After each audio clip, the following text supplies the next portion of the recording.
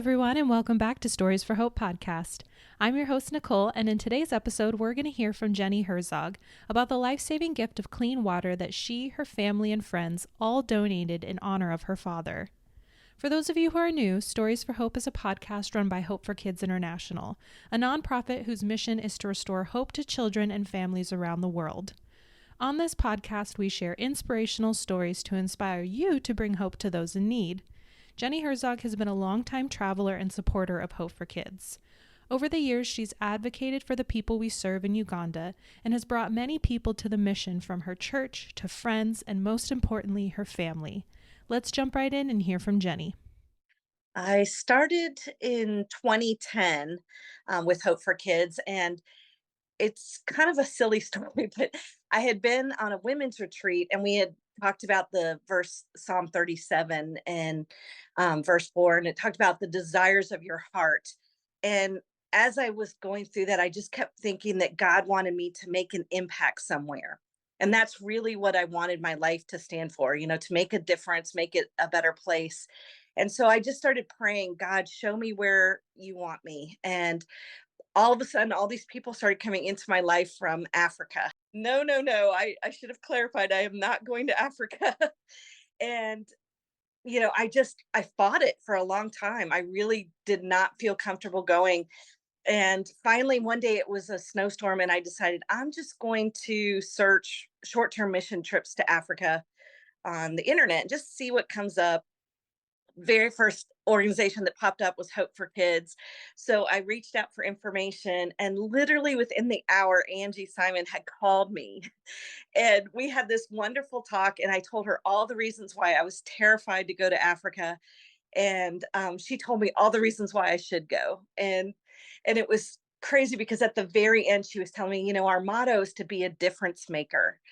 And I was like, "Oh my gosh, that's exactly the words I was using when I prayed." So I knew I had to go, and it was getting over the fear of being uncomfortable, but once I got there, everything changed for me. I really thought I would be sad the whole time, because of the poverty and just seeing that up close and personal, but I was just so full of joy when I was there, and I just fell in love with the people. They were just, you know, they had their priorities right. They had a really good perspective, and they were generous, even though they didn't have very much. And they worshiped God, and they had this incredible faith that I admired so much. I was like, wow, I can't imagine if I had nothing and didn't know where my next meal was coming from and had seen all these people around me die, would I still have that kind of faith?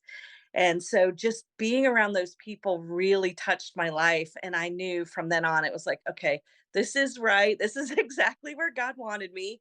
And so that just became the purpose of my life, is to serve people in Uganda. This summer was my 13th trip, and I had started bringing people from my church on the trips, but also my family too.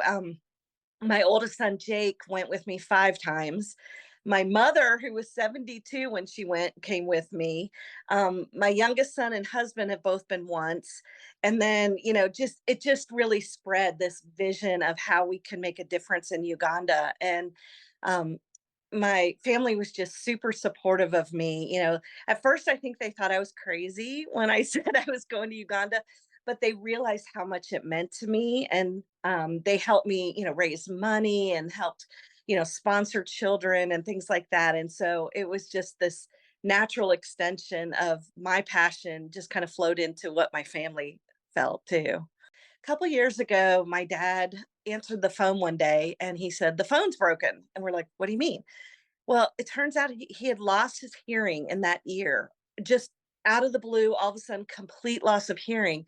And when they went to see what was wrong, they found out he had cancer. And turns out he had cancer in 5 different places in his body. So he fought, he went through chemo and radiation, and, really struggled. We did our best to support him, and, just try to help him cross off things off his bucket list. And I remember, as he was getting closer to the end of his life, I sat down with him one day, and we actually wrote out his obituary. And I because I wanted to get his input. I wanted to hear what the things were that mattered to him. And I asked him, I said, Dad, you know how people give flowers, when you pass away? What do you think about putting money towards a well in Uganda? And he burst out crying and he said, I love that idea. And he said, just the thought of being able to help people for literally generations, people that aren't even born, to give them health and hope. And so I said, okay, well, that's what we're gonna do. We're gonna name this Papa's Well, and we're gonna have people contribute to it in your name. So when he passed away, there was over 100 people that donated to his well. So we were able to not only meet the goal but surpass it pretty quickly. And it was just a way for people to honor his legacy. My dad is just he was the most generous man you would ever meet. And he was very quick to smile and hug you. And he was always looking out for, the person that was kind of a loner or off to the side or hadn't been around in a while. He was always aware of that. And what he was kind of famous for was being a greeter at our church. So he would stand at the front door every Sunday morning and he was giving high fives to the kids and handing out hugs. And so many people remember him for that kindness, that he would give them, and just made them feel special and like they weren't forgotten. So, the well is just one more way of carrying out that legacy, and, I think about flowers, they die in a couple days, they're pretty, but his gift is really changing lives for decades. I hadn't been to Uganda in 3 years, with the pandemic and everything, we weren't able to go. And so this was my first trip back to Uganda, and I was so ready to go. And we went to the well dedication literally the first day after we arrived. And we arrived at the village, and just like all the other well dedications, it's just this amazing celebration. Everybody's singing and dancing. And um, the first thing we did was we walked down to the original water source. And it was down this really steep hill, and I'm not in shape, and it was a hard walk for me, I'm not gonna lie. And I just try to imagine these little girls, 4 and 5 years old, carrying these heavy buckets, jerry cans full of water, up and down those hills.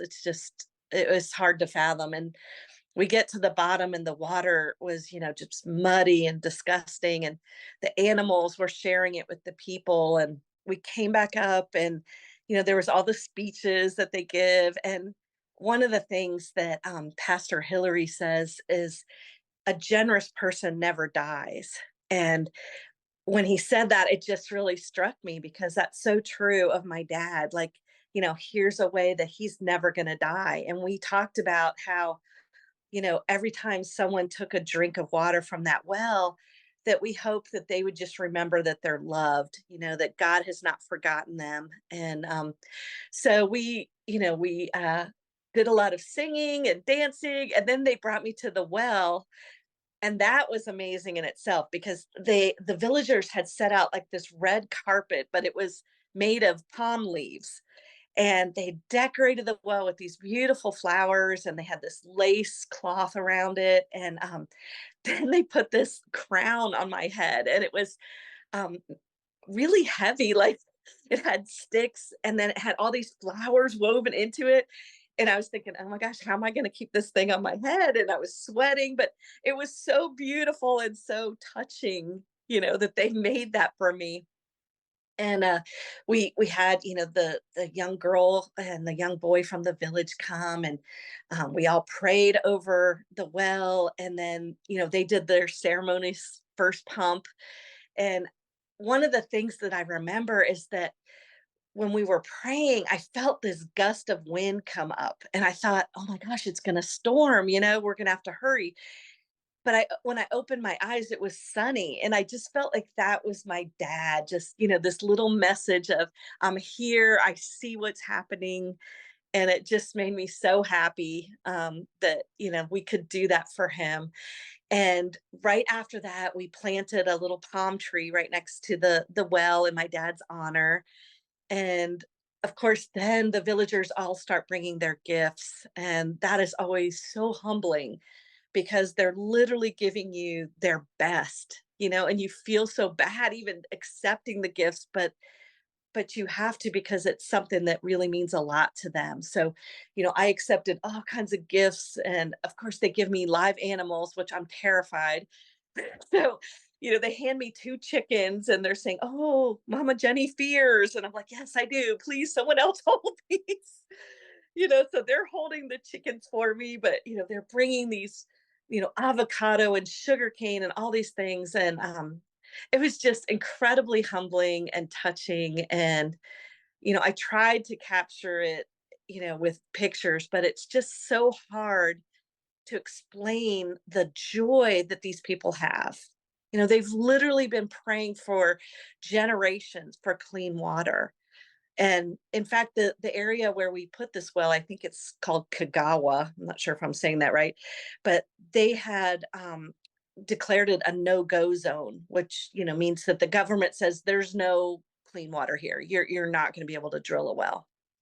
And when Hope for Kids came along, of course, they were able to find it, which is amazing because they have such a great team of people. But so, just to know that they finally have hope and they're going to be able to be healthy and the little girls can go to school, there's just so many benefits to a well.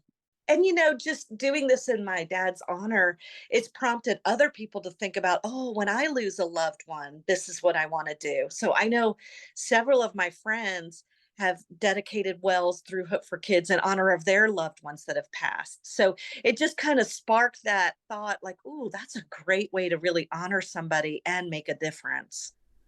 Papa's well is such a beautiful story. Drilling a well in honor of a loved one is such a special way to not only honor them, but create meaningful impact even after they're gone. My favorite part of the story is when Hillary says in his speech that a generous person never dies. And that's so true. Acts of generosity have ripple effects and long-term impact. Sometimes you never fully understand how much an act of generosity can change someone's day, week, or even life. If this story has inspired you, maybe you want to start incorporating one act of random kindness into each day of your life. Maybe you'd like to get involved in our clean water programs. We'd love to hear from you. In fact, we have many different ways you can support our clean water programs. Not only can you donate a well or fundraise for a well, you can also join our monthly Circle the Thirsty program, where your monthly donation gets combined with others to build multiple clean water wells throughout the year. You can get connected with us by going to h4ki.org. Thanks again for joining us as we continue to share inspiring stories. Have a blessed day, everyone.